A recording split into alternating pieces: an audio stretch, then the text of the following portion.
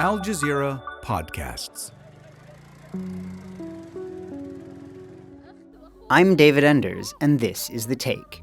As Israel's war on Gaza, Lebanon, and Syria continues, we're coming to you on Sundays with a weekly roundup. This week, a UN-backed agency declared famine in Gaza as Israeli soldiers pushed further into Gaza City. Today is Sunday, August 24.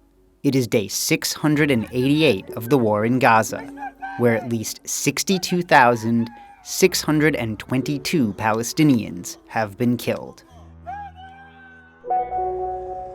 On Friday, the International Food Security Phase Classification, or IPC, a UN-backed organization that studies food insecurity, announced that Palestinians in and around Gaza City are now experiencing famine caused by Israel's blockade of aid there. At least 281 Palestinians in Gaza have died from starvation so far. Al Jazeera's Hani Mahmoud reported from Gaza City. It's not a surprise to see this report. We've seen it unfolding from a year ago.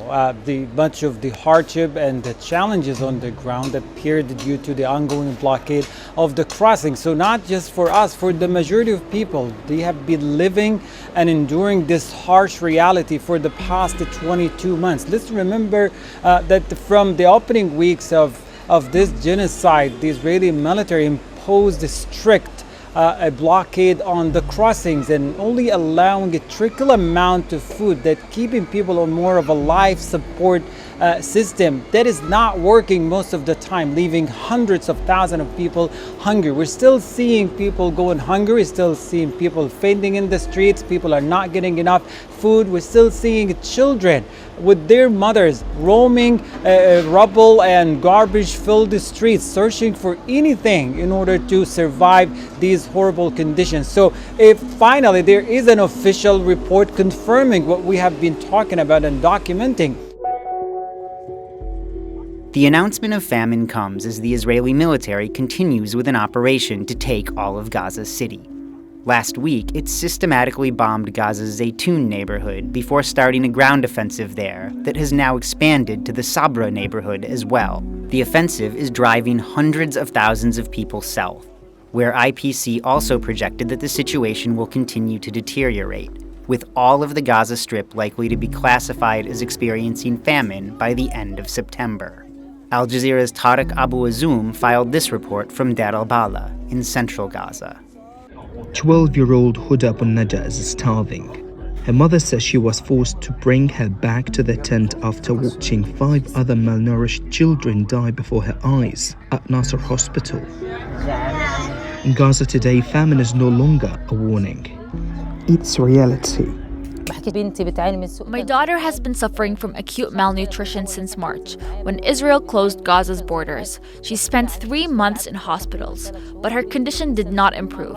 She used to weigh 35 kilos, but now she's down to 20.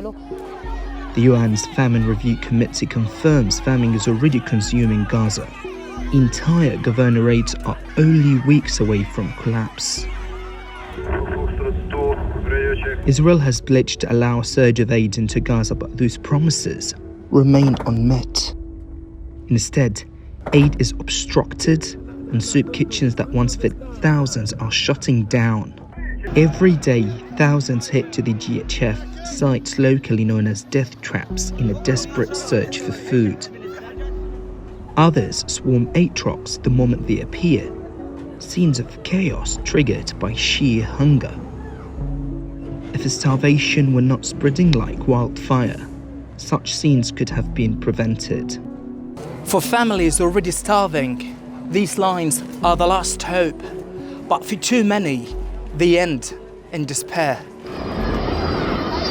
The report is clear.